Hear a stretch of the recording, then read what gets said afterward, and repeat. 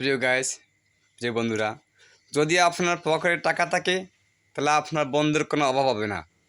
টাকা ছিটান, বন্ধুত্ব বাড়ান। যাদের টাকা পয়সা কম আছে ছোটো টিপস বলি, প্লিজ আপনারা অনুসরণ করবেন।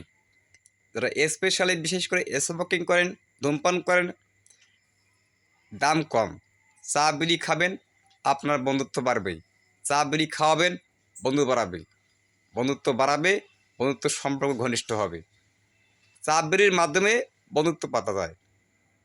তা অ্যাকচুয়ালি এরা হচ্ছে ড্রাগ অ্যাডিকশন ফ্রেন্ড, সিগারেট খাওয়া ফ্রেন্ড, চাবড়ি খাওয়া ফ্রেন্ড।